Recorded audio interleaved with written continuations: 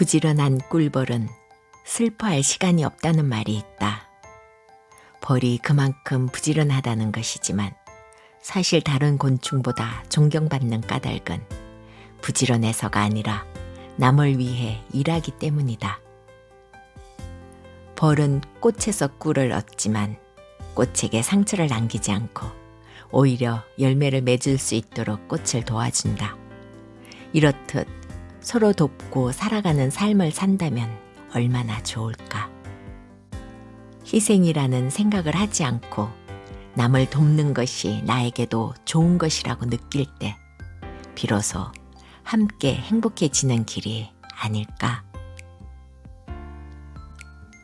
안녕하세요, 사랑님들. 오늘 소개할 책은요, 귀농, 귀촌에 관심이 있으신 분이나 양봉에 관심이 있으신 분들께 먼저 권하고 싶은 책입니다. 귀촌하여 우연한 기회에 꿀벌을 만나게 되고 두통으로 시작한 양봉이 지금은 귀농닥터 멘토로, 파주양봉 영농조합법인 대표 이사로 인생 2막을 멋지게 살고 계신 권세용 선생님의 꿀벌과 함께하는 귀농귀촌, 아카시아 꽃이 피었습니다. 입니다. 아카시아 꽃이 피었습니다. 책 제목이 참 예쁘죠? 책 제목만큼이나 아름다운 인생 2막을 살고 계신 권세영 선생님의 꿀벌 이야기 속으로 우리 같이 들어가 보실까요? 꿀벌처럼 살아라.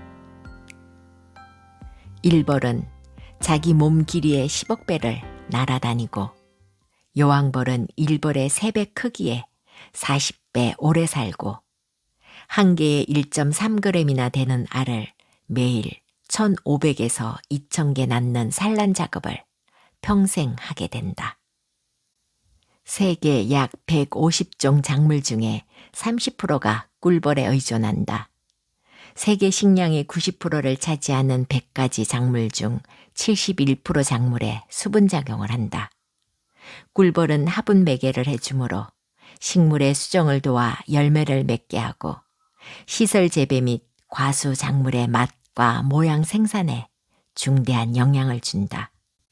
꿀벌이 수정을 해주므로 사람이 손으로 일일이 수정 작업을 해야 하는 번거로움에서 인건비와 노동을 줄이고 삶의 질을 높여준다. 또 꿀벌은 봄, 여름, 가을 쉴 새 없이 꽃을 찾아다니며 꿀과 꽃가루를 모아온다. 그런데 불쾌지수가 높고 무더운 여름 한낮에는 벌통 속에서 나오지 않는다. 더워서 쉬는 것 같은데 사실은 그렇지 않다. 시원하기로 하면 바람도 잘 통하지 않는 벌통 속보다 산이나 들로 날아다니는 쪽이 훨씬 시원할 것이다. 꿀벌이 무더울 때 벌통 속에 있는 것은 통 안에 있는 애벌레가 더위에 지치고 약해지는 것을 보호하기 위해 날개짓으로 바람을 일으켜 시원하게 해주기 위해서이다. 꿀벌을 사라지게 하는 주범. 그런데 이 소중한 귀한 꿀벌이 사라지고 있다. 꿀벌이 사라지게 하는 주범은 바로 인간이다. 화학 비료 사용은 이산화탄소보다 온실 효과가 300배 강한 이산화질소를 발생시킨다.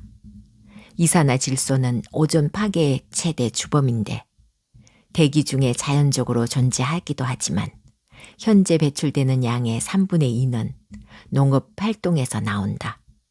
어디 화학 비료뿐인가? 각종 농작물에 사용되는 농약과 살충제는 꿀벌이 살아가는 환경을 더욱 힘들게 하고 있다.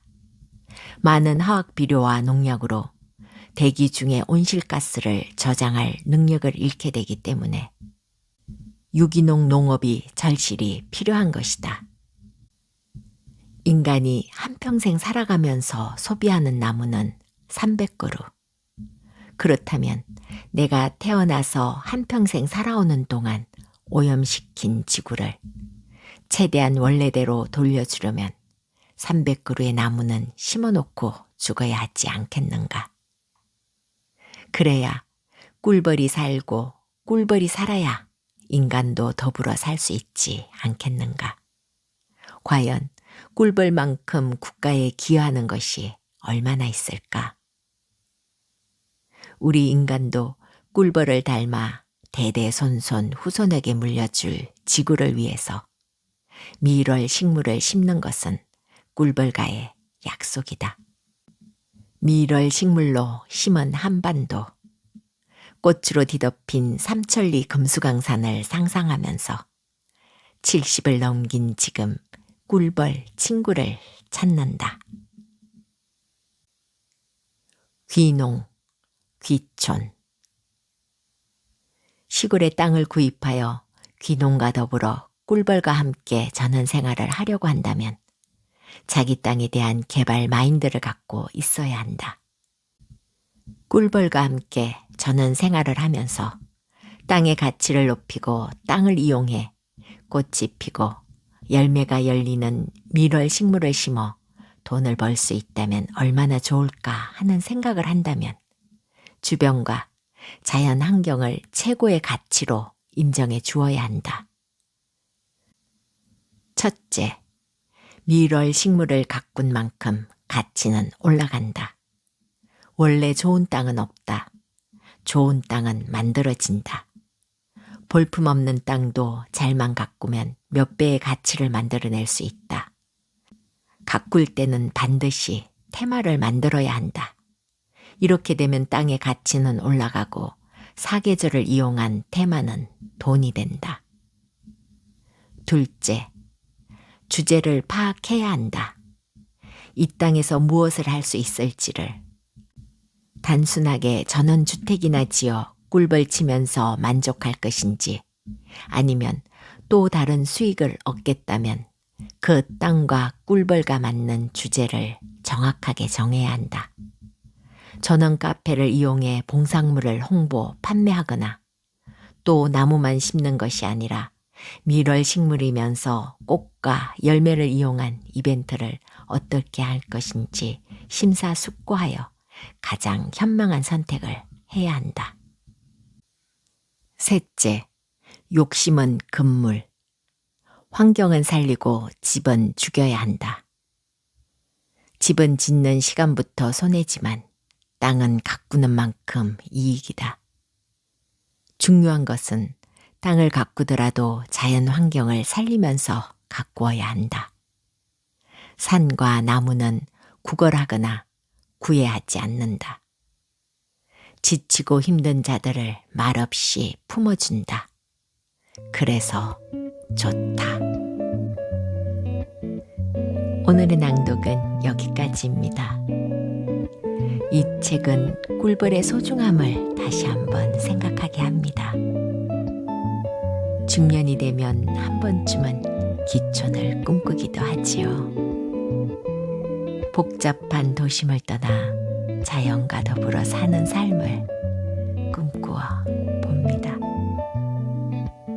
사랑님들, 오늘도 행복한 날 되세요.